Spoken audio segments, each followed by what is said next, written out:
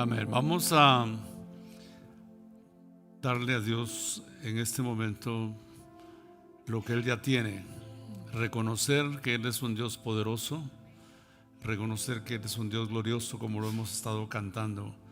Padre, te damos gracias porque nosotros aquí en la tierra, débiles, humanos, frágiles, temporales, tenemos un Dios eterno, un Dios grande, poderoso, un Dios en quien podemos confiar y a quien podemos amar. Tu pueblo en este momento reconocemos, Señor, tu majestad, tu control absoluto en todo lo que está pasando en el mundo y en todo lo que está pasando en nuestras familias y en nuestra vida. Tú eres el que está en absoluto control de todo. Te damos gracias por eso. Y ahora pedimos, Señor, que tu palabra que vamos a reflexionar tome cabida en nuestros corazones. Te lo pedimos en el nombre de Jesús, nuestro Señor y Salvador. Amén. Por favor, siéntense, hermanos. Gracias, hermanos de Adonai.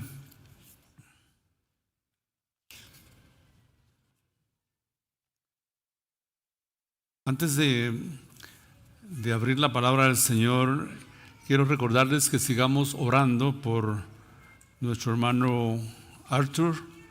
Arthur es uno de nuestros hermanos que ha estado aquí por muchos años. Es el único miembro de la iglesia Meridian Avenue Baptist Church que estuvo aquí y que él todavía disfruta el compañerismo con nosotros.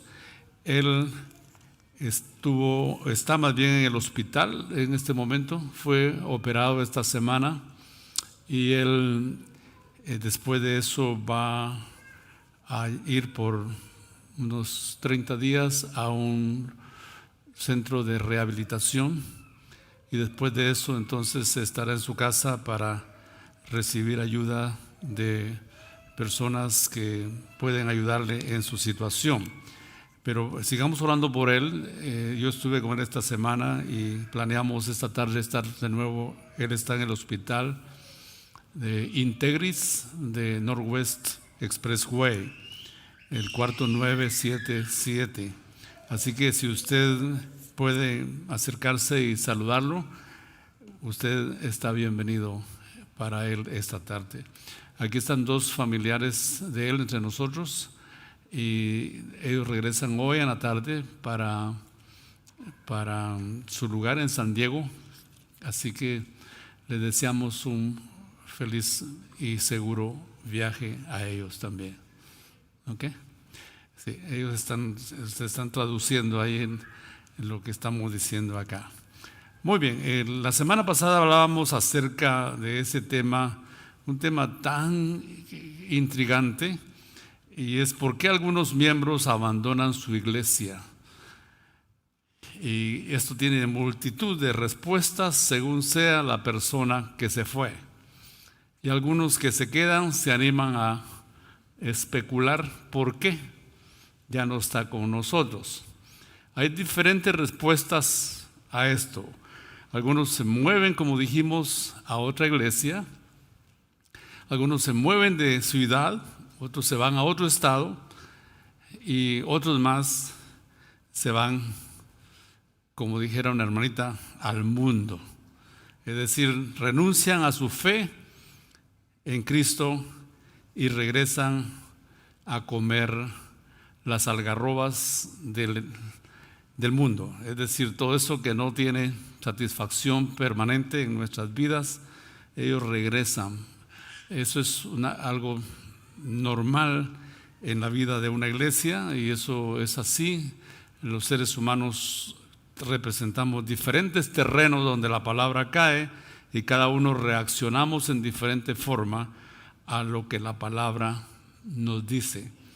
Entonces hablábamos acerca del libro de el libro de Hebreos, mejor dicho, Hebreos capítulo 10, versículo 25. Y dijimos que este libro fue escrito básicamente para dar ánimo a hermanos que estaban desanimados, y a punto de abandonar su fe. Estos hermanos eran judíos, eran creyentes en la ley mosaica, tenían una relación con Dios, pero al llegar al cristianismo, ellos fueron convertidos a Cristo y estaban como de duelo. Yo diría un duelo religioso en cierta manera, un duelo ceremonial, porque el cristianismo no tiene las fiestas que el judaísmo tenía, no tenía también los sacrificios que el judaísmo tenía, y entonces ellos decían, bueno, podemos regresar al judaísmo y combinar cristianismo y judaísmo. Pero el autor de la carta a los hebreos les escribe a ellos para animarlos a no retroceder. De modo que en el capítulo 10, versículo 22, empieza el escritor a decir, acerquémonos, en vez de alejémonos, acerquémonos con corazón sincero. Luego el versículo 23 dice, mantengamos firme, sin fluctuar, la profesión de nuestra esperanza. Versículo 24, y considerémonos unos a otros para estimularnos al amor y a las buenas obras. Y el 25, no dejando de congregarnos, como algunos tienen por costumbre, sino exhortándonos, y tanto más cuando veis que aquel día se acerca. Entonces, este libro es como un ánimo, una motivación para los hermanos para que consideren que en vez de retroceder, tienen que continuar, tienen que avanzar en su vida cristiana. Y en sus versículos finales del capítulo 10, dice el versículo 38, mas el justo vivirá por fe. Hay mucha tendencia, mis hermanos, a vivir por emociones, por lo que siento. Yo no siento ganas hoy de orar. Yo no tengo ganas de ir a la iglesia. Yo no tengo ganas de... Y póngale ustedes lo demás. La vida cristiana no se vive por emociones, aunque tiene emociones. La vida cristiana se vive por la fe. Si Dios dice que lo hagamos, lo hacemos. Y después de que obedecemos, las emociones siguen. Es como cuando pones la máquina del ferrocarril y los vagones. La máquina es la fe, va adelante, alando lo demás.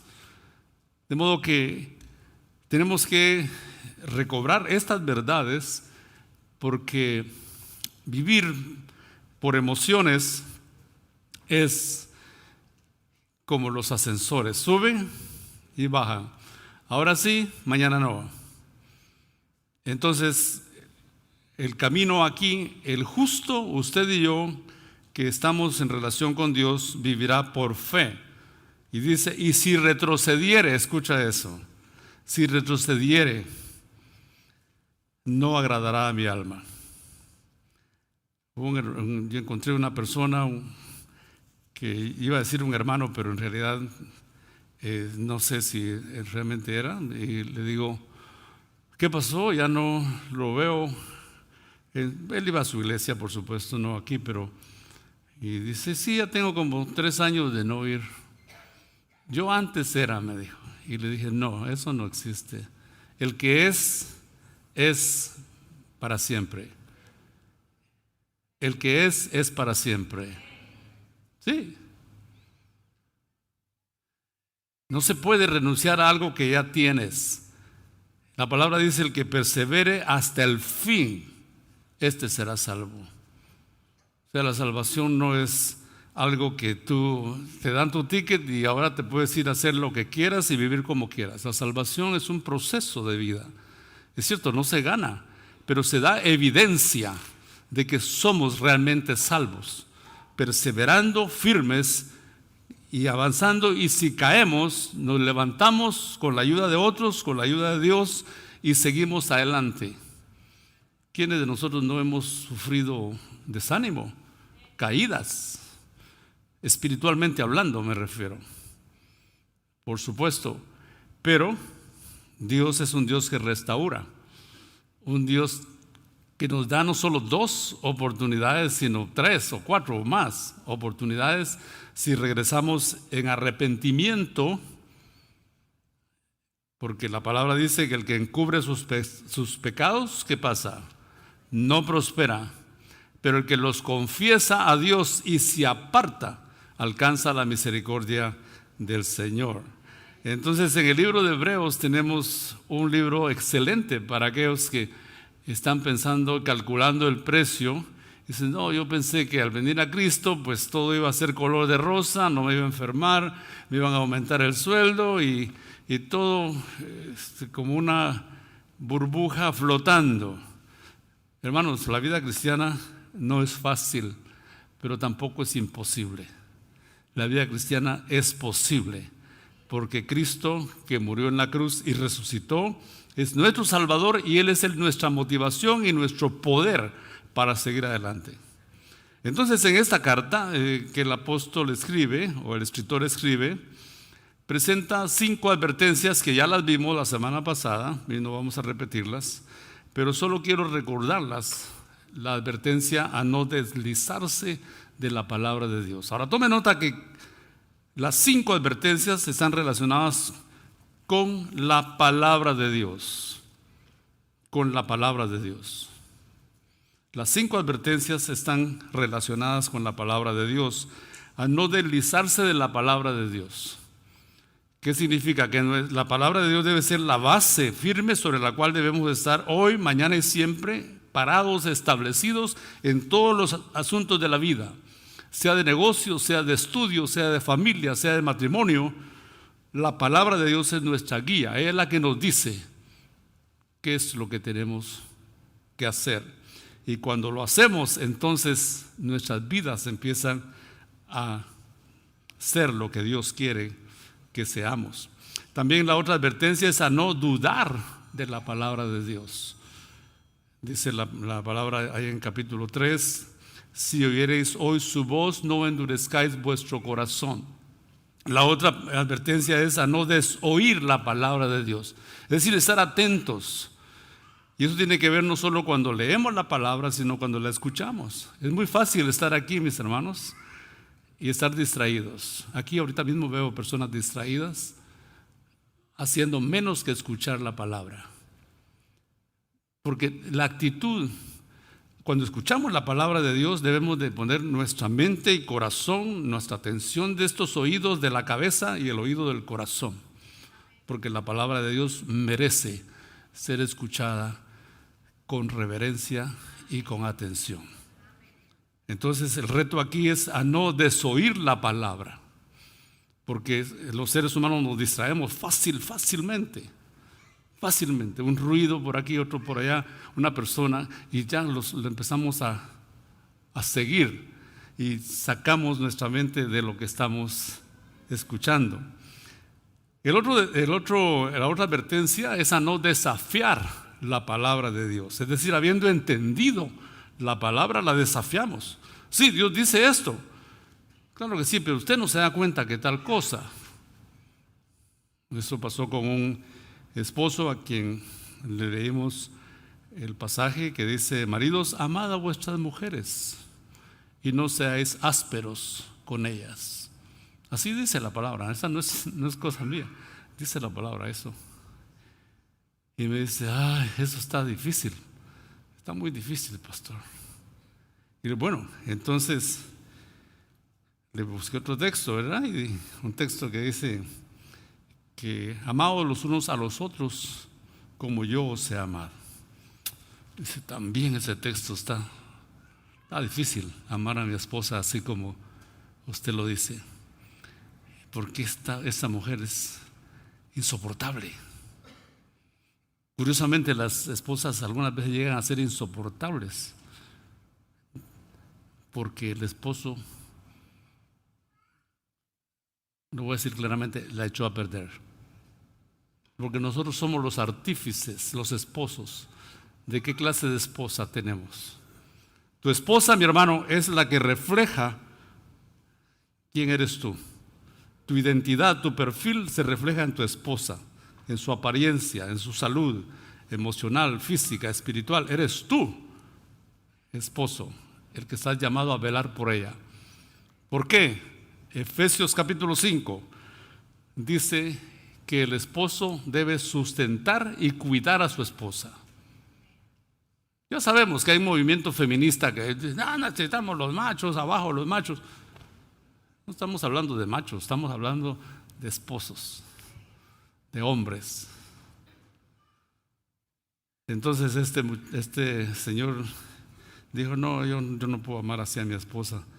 Y entonces le leí, dice, amad a vuestros enemigos. Y se me queda viendo. Dice, ¿no tiene otro texto por ahí? Lo que él quería era evadir la palabra, desafiar la palabra. Es cierto, Dios lo dice, pero yo hago lo que quiero. Cuidado con esa actitud, mis hermanos, porque podemos llegar a eso. En vez de someternos a lo que Dios dice, que es para nuestro bien. Cuando hacemos lo que Dios nos dice, experimentamos una paz interior y una armonía con su voluntad, y entonces esto es una belleza vivir de esa manera. Y no es que seamos que 100% perfectos, por supuesto que no, Dios conoce que somos polvo, pero con una actitud a no desafiar la palabra de Dios. Les he contado acerca de ese niño que su mamá le decía, siéntate, hijo. Y el niño, no me quiero sentar. Siéntate, por favor. Y como las madres modernas hoy cuentan, ¿verdad? Siéntate, 1. Siéntate, 2. Y ahí van contando. 3, 4 y el niño parado. Llegó a 10 y el niño parado. Porque no han sido entrenados a responder a la primera. Los niños deben ser entrenados a obedecer palabra de la boca de sus padres, así como el creyente debe estar entrenado a obedecer palabra de la boca de su padre. Palabra, tú lo dices, es todo, yo lo hago.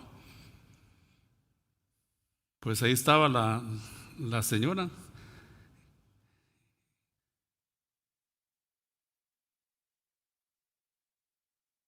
Y entonces ustedes saben, las mamás pueden ser tranquilitas, pero se convierten en panteras. Cuando se enojan, cuidadito, porque eso sí es cosa seria.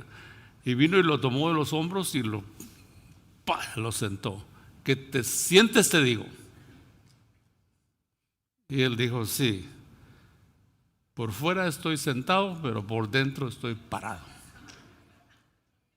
Eso es desafiar. Esa es la actitud de algunos creyentes que oyen la palabra y la desafían. Y tratan de jugar al espacio de riesgo y entran en una etapa, en una esfera de peligro para su vida.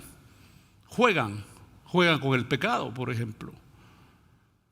Y después oren por mí que Dios me mandó una prueba. ¿Qué prueba? Es decisión, de consecuencia de tu decisión de desobedecer lo que Dios claramente te dijo en su palabra.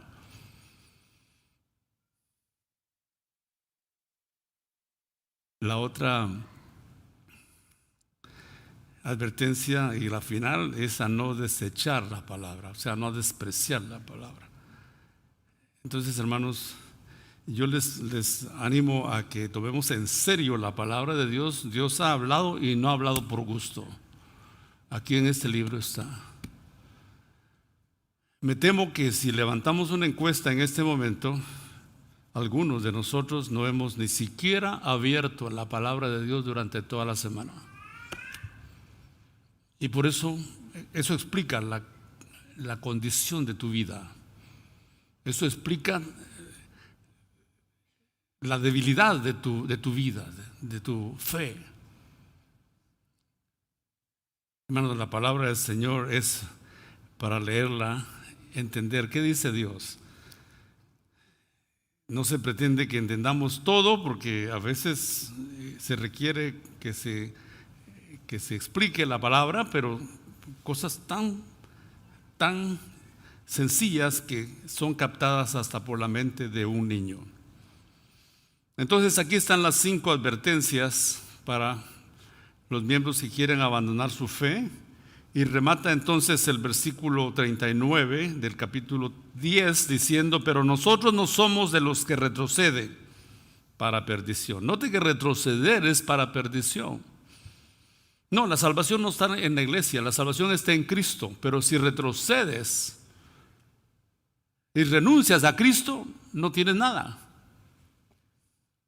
Hay un canto que dice: sin Cristo no tengo nada, sin Cristo no hay salvación. ¿Quiénes lo saben? Pues si les pregunto de una de Vicente Fernández, si la saben, ¿verdad? No, son cantos antiguos que tienen linda letra, linda letra. Es que sin Él no hay nada, hermanos, ¿no? En Él nos movemos, en Él somos, Él nos hizo y a Él vamos. Él debe ser el eje de nuestra vida, el centro de nuestra vida. Y cuando Él es eso, entonces nuestra vida coge sentido y venimos a disfrutar la vida cristiana. En vez de considerar que qué aburrido es ser un creyente, ser creyente es emocionante, es una aventura ser creyente en Cristo Jesús. Este pasaje que hemos visto en el versículo 25, que dice: no dejando de congregarnos, como algunos tienen por costumbre, nos presenta la realidad de que sí hay algunas personas a través de los tiempos en la historia de la iglesia que han dejado de congregarse para abandonar su fe. Y como ya dijimos, otros han abandonado su iglesia local para moverse a otra iglesia, y eso está bien. En otros casos, algunos abandonan la iglesia porque se decepcionan con los líderes de la iglesia. O sea, el mal ejemplo de los líderes los decepciona.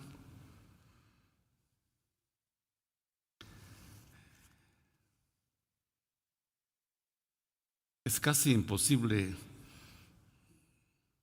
evitar que en algún momento uno o más de los líderes de la iglesia no demos un ejemplo positivo a la congregación.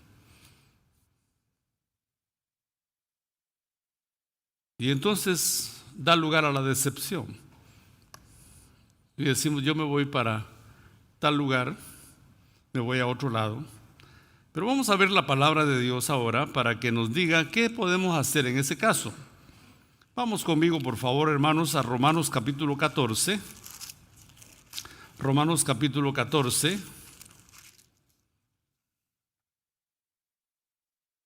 El versículo 12.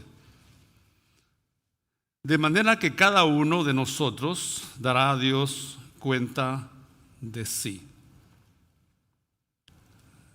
Repito, de manera que cada uno de nosotros dará a Dios cuenta de sí. Noten, por favor, hermanos, en este pasaje que las cuentas se le dan a Dios. Hay un momento en que vamos a entregar cuentas de lo que los líderes hacemos o no hacemos en una iglesia. Pero no es nuestra responsabilidad juzgar a nuestros hermanos. Versículo 10, vea conmigo, por favor. Versículo 10.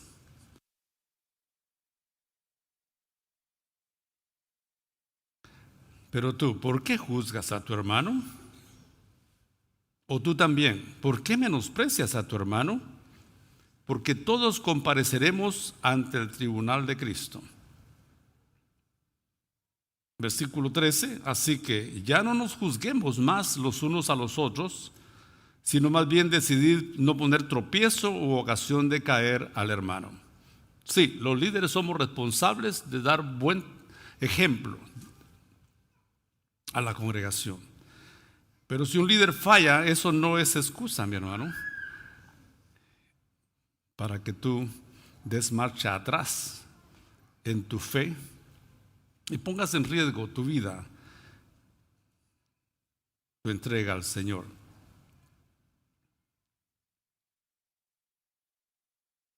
Hay una condición que el Señor pone en Mateo 7, versículo 5. Si vas a juzgar a otro,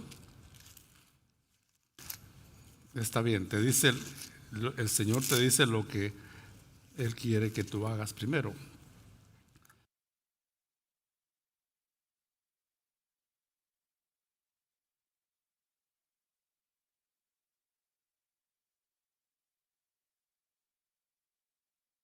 Mateo capítulo 7 comienza diciendo: no juzguéis para que no seáis juzgados, porque con el juicio que juzgáis seréis juzgados, y con la medida con que medís os será medido. Síganme, mis hermanos, por favor, en la lectura.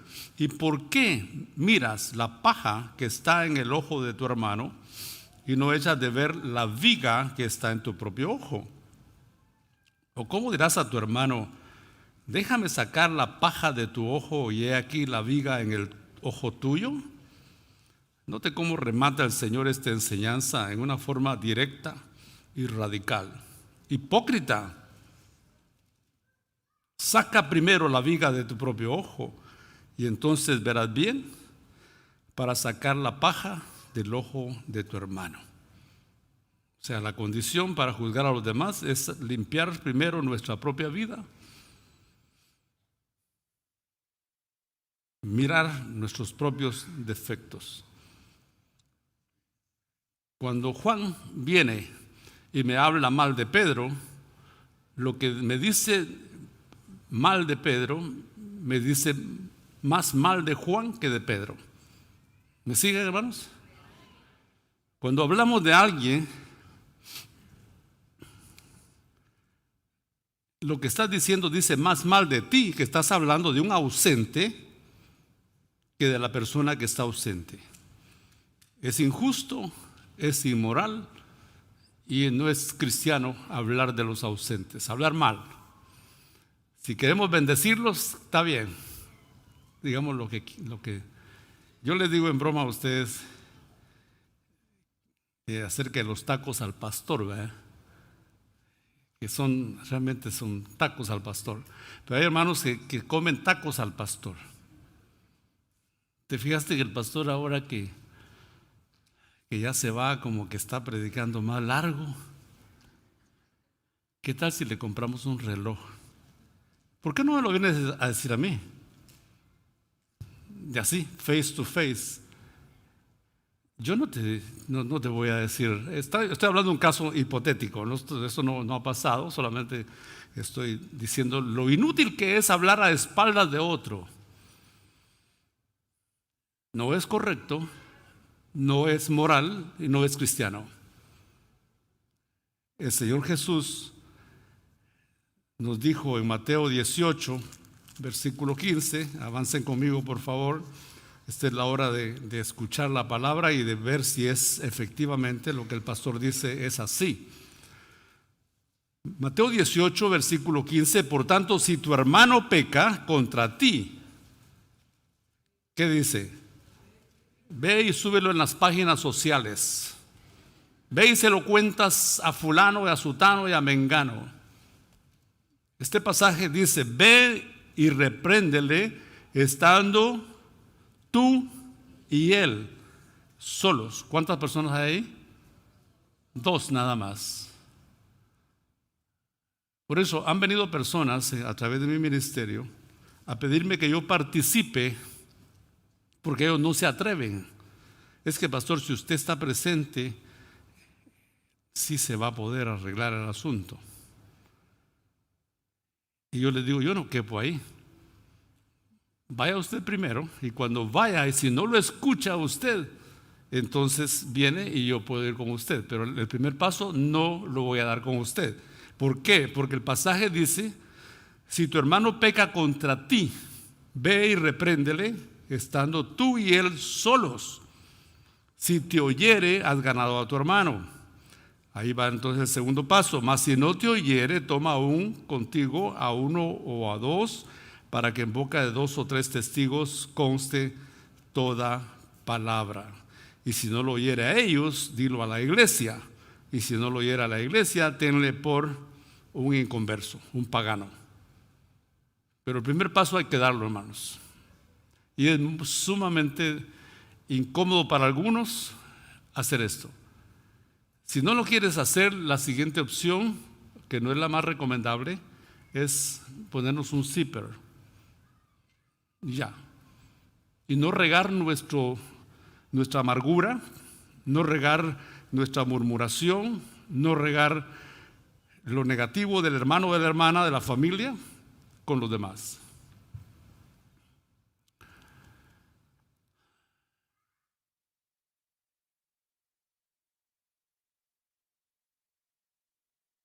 Entonces, cuando nosotros tenemos alguna situación con los líderes de la iglesia o con otro hermano, los problemas se deben resolver en amor y directamente con ellos. Estamos tratando de ir a la raíz de la razón por la que algunos se van. ¿Somos una familia? ¿Sí o no?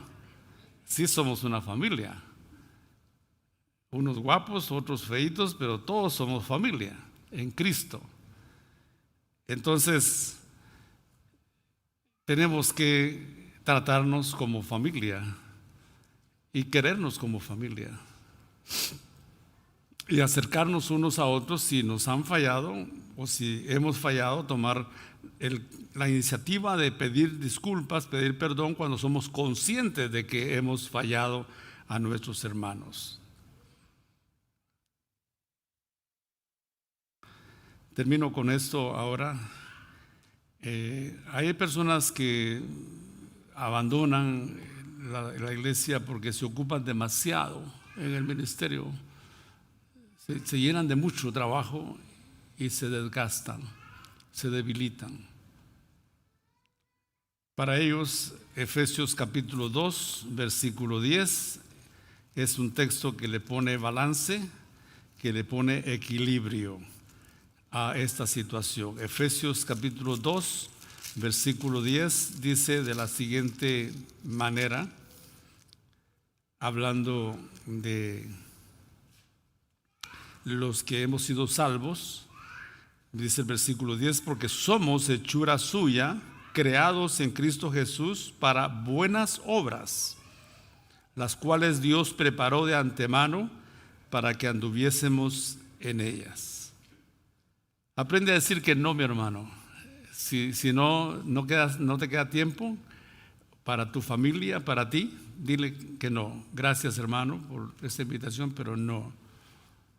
En el pasado, y esto hablando de fiestas, no de servicio, yo estaba en una fiestecita aquí y llegaban como a la hora y media de que empezó. A propósito, es un defecto de nuestra raza, nuestro grupo étnico, que nos dicen a las 5 llegamos a ¿qué horas? A las 6, 6 y media. Algunos llegan a las 7 y media. Pues llegó una persona ahí y, hermano, pero era a tal hora. Sí, pero es que tuvimos que ir a otra. Mira, ya llevamos 3, esta es la tercera. Por allá comimos algo, comimos otro poquito por allá y aquí queremos venir a comer el postre, queriendo quedar bien con todos. Es imposible. En cuestión de ministerio, si ya tienes lo que estás haciendo, hazlo bien. Hazlo bien. Cuida tu vida espiritual, cuida tu relación con Dios y cuida tu familia. Y entonces estamos satisfechos con eso, porque queremos que todos disfrutemos el trabajo para el Señor y no que lo consideremos una carga. Y estas obras de que habla el versículo 10 son las que Dios ha preparado de antemano para que andemos en ellas, para que nosotros participemos en ellas. Así que el demasiado ocuparse puede caer en ese burnout, o sea, quemarse, y eso no es conveniente. Pero también hay personas que no están conectadas con la iglesia, no pertenecen a la iglesia, sí están aquí en cuerpo y su nombre está en el libro de la membresía de la iglesia, pero no pertenecen en el sentido de que no participan. Y esto es contrario a lo que el Señor dice en su palabra, En 1 Corintios capítulo 12, el Señor habla de que la iglesia es como el cuerpo humano. La iglesia viene a tener vida porque su cabeza es Cristo. Y ahí en el capítulo 12 se nos presentan las diferentes funciones que cada miembro de la iglesia debe tener. Entonces, yo diría, si no te han contratado, mi hermano, mi hermana, ofrécete a servir. ¿En qué puedo servir? Como dice por ahí un supermercado famoso, how may I help you? ¿Cómo puedo servir al Señor yo?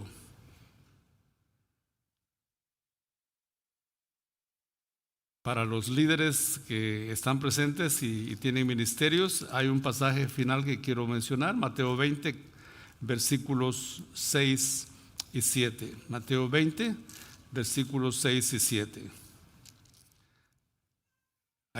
Anda un hombre contratando empleados y sale él tempranito a las 9 de la mañana y encuentra a personas desocupadas en el versículo 3 y los contrata para que vayan a trabajar, y después salió a las 12 del mediodía en el versículo 5 y a las 3 de la tarde y encontró también gente desocupada y los contrató para que fueran a trabajar. Y saliendo como a las 5 de la tarde, versículo 6, halló a otros que estaban desocupados y les dijo: ¿por qué estáis aquí desocupados todo el día? Y ellos le dijeron: porque nadie nos ha contratado. Es posible que estés aquí y dices: a mí nadie me ha contratado. Bueno, número 1, ofrécete a servir. Y número 2, cuando te inviten, acepta hacer algo por la causa del Señor. Si no estás seguro cuáles son tus dones, empieza con algo. Y si el Señor te confirma ahí en unos 2, 3 meses y te gozas haciendo eso, quédate ahí. Ese es tu lugar. Creo que fue hoy que se habló de dones espirituales, ¿no? Hoy se habló de dones. Todos tenemos una función y todos ustedes son importantes. Hermanos, servir al Señor es un gozo. Es un gozo. El próximo año cumpliré 52 años de servirle a tiempo completo. Pero ya antes yo le servía al Señor. Desde mis 14 años me acuerdo, aún antes de eso, ya le servía porque iba al templo con mi padre de 10, 12 añitos a limpiar el templo. No había alfombra, no había bancas hermosas como esta, no había una vacuum cleaner, o sea, aspiradora, no, nada de eso. Puros trapos de aquellos que se usaban antes, ¿verdad? Puras. Y ¿sabe a qué horas me llevaba mi papá? A las 5 de la mañana, de 5 a 7. Y entonces yo me estoy acordando de mis pecados, pero bueno, se los voy a confesar. Cuando yo tenía como 11, 12 añitos, quería tocar piano. Había un maestro famoso en la ciudad que daba clases, pero así muy selectivamente, y cobraba bastante. Y mi papá me dijo: ¿quieres aprender? Yo te pago las clases. Fui a clases como 2 meses y después regresé a casa y le dije: papá, ya no tengo ganas de seguir. Y mi papá: ven para acá. Y me vio cara a cara y me dijo: hijo, en esta casa todo lo que se comienza se termina. Así que a partir de esta semana te vas a ir conmigo al templo, practicas 1 hora en el piano y me ayudas 1 hora a limpiar el templo. Sí, no me vayan a aplaudir todavía, porque eso no es un mérito, eso es un favor que papá me hizo. Ahora tengo mi piano en la casa, ¿verdad? Y cuando estoy estresado me pongo a tocar. De vez en cuando le doy con muchas ganas. Pienso que es la cabeza de alguno de los hermanos que me ha... No, por supuesto que no. Solamente que hermanos, necesitamos recobrar eso de que servir al Señor es un gozo, es alegría. Si no estás sirviéndole, hermano, te estás perdiendo parte del gozo de la vida cristiana. Y cuando llegues al cielo y tus manos están vacías, ¿qué hiciste? ¿Estuviste en la tierra 20, 30, 40 o qué sé yo cuántos años? Sirve, mi hermano. En México yo aprendí un dicho en aquellos años: el que no sirve, no sirve. Por supuesto, yo lo estoy repitiendo nada más, no crean que es para ustedes, no. Yo nomás estoy repitiéndolo, pero es verdad. Es como que tengas en tu casa uno de tus hijos, pues,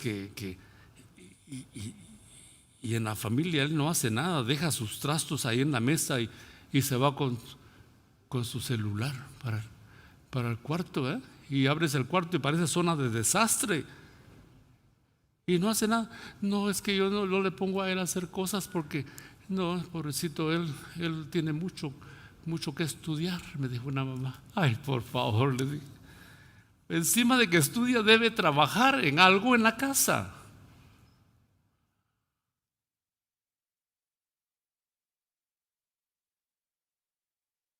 Estamos hablando del servicio y de por qué algunos cristianos no se quedan en su iglesia, porque no están conectados. Y voy a decirles algo que tengo en el corazón. A los únicos que recuerdo que ya no están en las iglesias en las que he trabajado es a los que servían. Mi esposa sabe eso. He estado en contacto con uno de mis líderes de 1974 a 1980.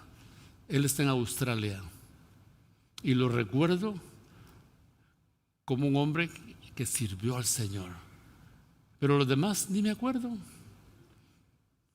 Disculpe, pero así es, porque pasas por la vida sin dejar huella. Solo te asomas a exhibir tu bonita cara y te vas. Hermanos, hay que hacer algo por el Señor. Los días que tenemos para servirle son pocos porque el tiempo se está acabando.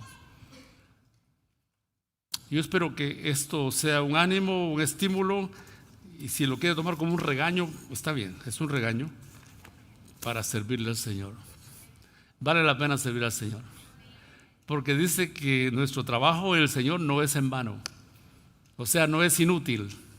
Aquí en esta tierra y allá, aquí tenemos el gozo de hacerlo, y allá el gozo de la recompensa que el Señor tiene preparada para cada uno. Termino con estas palabras. Si alguien aquí ha estado pensando abandonar su iglesia, recuerden lo que hemos hablado. No retroceda, quédese firme en su fe, póngase activo, sirva, haga algo. Usted es útil, usted tiene dones, tiene talentos, tiene recursos para servir al Señor. Haga algo y hágalo bien, y va a darse cuenta que hay gozo en eso. El texto final con que quiero cerrar aquí es Romanos 12:11. En lo que requiere diligencia, no perezosos, fervientes en espíritu, sirviendo al Señor. En lo que requiere diligencia, no perezosos. Ahí está, miren en la pantalla.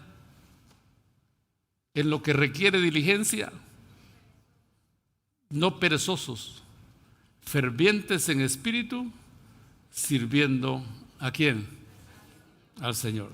No al pastor García, no a Ríos, es al Señor de la iglesia, mi Señor, su Señor, de quien nosotros recibimos nuestra motivación y en el final nuestra recompensa también. Que Dios bendiga esta palabra en nuestros corazones.